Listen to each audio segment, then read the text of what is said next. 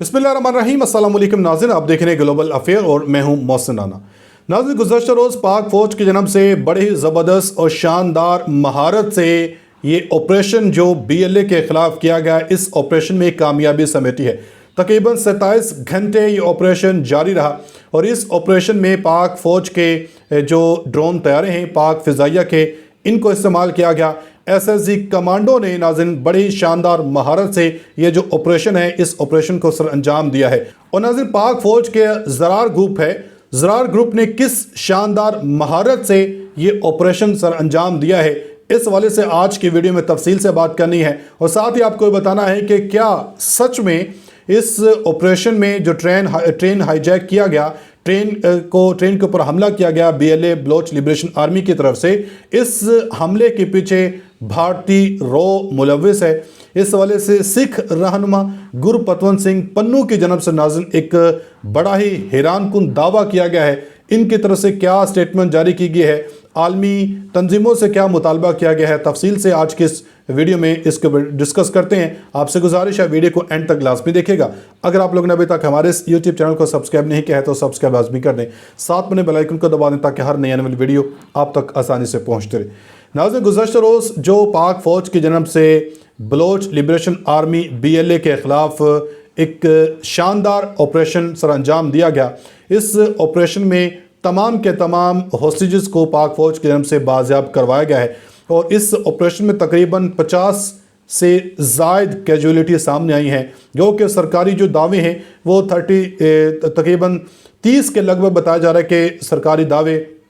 कि इसमें मुसाफिर और जो कुछ सरकारी जवान थे FC और फ़ौज के, इसमें इनकी शहादतें वाक़ई हुई हैं। मगर ये पाक फ़ौज की तरफ से जो ऑपरेशन सर अंजाम दिया गया, पाक फ़ौज के SSG कमांडो की तरफ से ड्रोन की मदद से किस तरीके के साथ BLA के ठिकानों के ऊपर बमबारी की गई, इस वाले से प्रॉपर एक रिपोर्ट है। आप ये रिपोर्ट देखें, इससे बखूबी आपको अंदाज़ा हो जाएगा कि किस तरीके के साथ पाक फ़ौज की तरफ से ये ऑपरेशन को सर अंजाम दिया गया है और पाक फ़ौज का जो ज़रार ग्रुप है, ज़रार ग्रुप ने किस महारत से ये ऑपरेशन सर अंजाम दिया।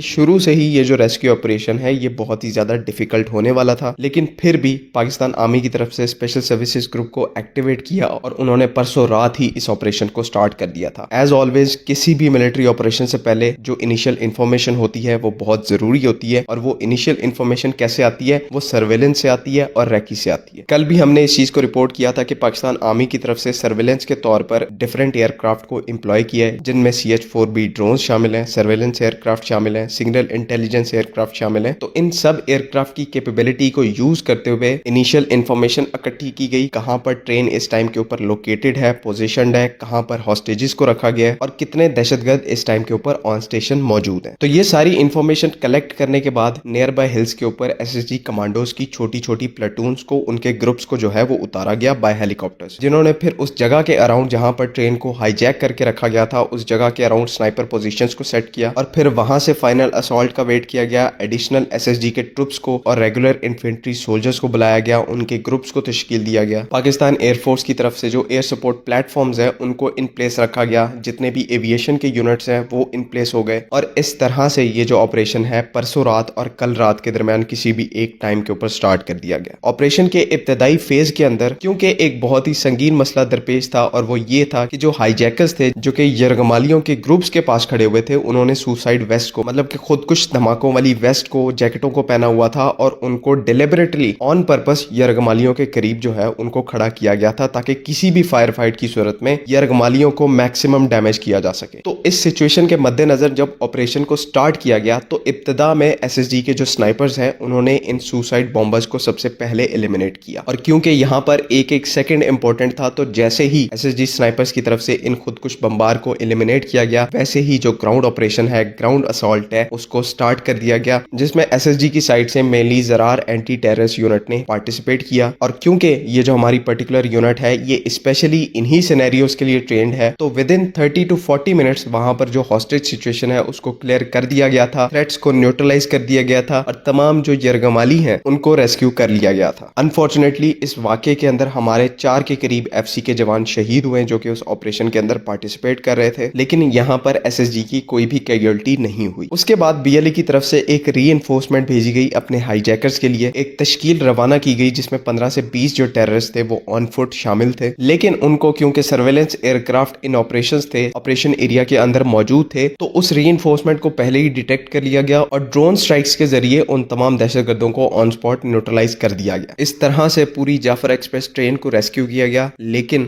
دہشت گرد اس ریسکیو آپریشن کے سٹارٹ ہونے سے پہلے جو ہمارے کچھ جوان ہیں اور کچھ جو سویلینز تھے ان کو پہلے ہی شہید کر چکے تھے.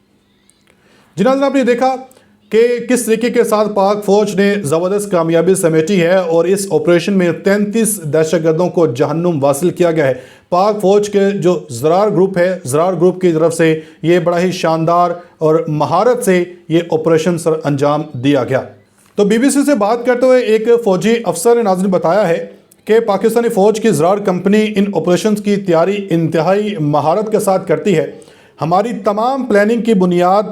زیرو کیجویلٹی ہوتی ہے, یعنی کوئی ایک بندہ بھی ہلاک نہیں ہونا چاہیے. دوسرا, ہمارا احتساب کا نظام بھی ہے اور ایک بھی یرغمالی کی جان چلی گئی تو طویل انکوائری بھگتنا پڑتی ہے اور اس منصوبہ بندی میں شامل تمام افراد جواب دہ ہوتے ہیں. لیکن ان افسران کے مطابق ایسے آپریشن میں سیکورٹی فورسز کے لیے سب سے بڑا چیلنج اس وقت پیش آتا ہے جب دہشت گردوں کے جانب سے یرغمالیوں کو انسانی ڈھال کے طور پر استعمال کیا جاتا ہے. تو یہاں پہ بھی اسی طرح ہوا,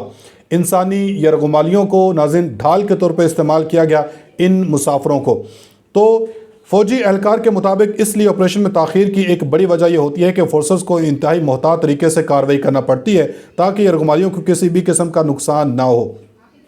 اور بتایا گیا ہے کہ سابق فوجی اہلکاروں کی طرف سے بتایا گیا کہ اکٹھی کی معلومات کے مطابق یرغمالیوں کی بازیابی کے لیے کیے جانے والے فوجی آپریشن میں سب سے پہلے علاقے کو مکمل طور پہ گھیرے میں لیا جاتا ہے اور سنائپرز کی تعینات کیا جاتا ہے تاکہ کسی بھی خطرناک موومنٹ کو روکا جا سکے.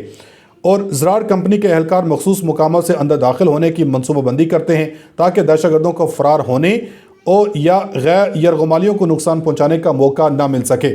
انہوں نے بتایا کہ حملے کے دوران فورسز بعض اوقات فلیش بینگز, سموک گرنیڈ اور سوتی دھاگوں کا استعمال بھی کرتی ہے تاکہ دہشت گردوں کو الجھایا جا سکے اور یرغمالیوں کی محفوظ بازیابی ممکن بنایا جا سکے. تو یہاں پہ بھی اسی طرح کا جو طریقہ کار وہ اپنایا گیا اور اس آپریشن میں SSG کمانڈو نے اور زرار گروپ نے بڑی ہی جو کامیابی سمیٹی ہے.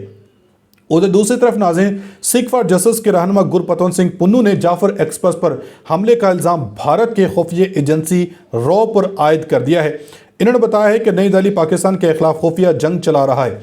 گرپتون سنگھ کی جانب سے اپنے ایک بیان میں کہا کہ بھارت پاکستان کے خلاف خفیہ جنگ کی حکمت عملی پر عمل کر رہا ہے جس میں نئی دہلی کے قومی سلامتی کے مشیر اجیت ڈوول اور را کے اعلیٰ افسران ملوث ہیں. اور انہوں نے عالمی تنظیموں سے مطالبہ کیا کہ بھارت کے ان اقدامات کے خلاف کارروائی کی جائے. وزیر اعظم نریندر مودی کی حکومت عالمی سطح پر تشدد اور دباؤ ڈال رہی ہے اور اس کی خفیہ کارروائیاں خطے کے استحکام کے لیے بڑا خطرہ بن چکی ہیں. اور پاکستان پہلے ہی ہم بھی اپنی ویڈیوز میں آپ کو بتا چکے ہیں کہ ان حملوں میں متعدد حملوں میں بھارت کے ملوث ہونے کے جو شواہد ہیں وہ ملے ہیں. اپنی فیڈ بیک کا اظہار کمنٹ سیکشن میں لازمی دیں. ملیں گے اگلی ویڈیو میں, تب تک کے لیے اللہ حافظ.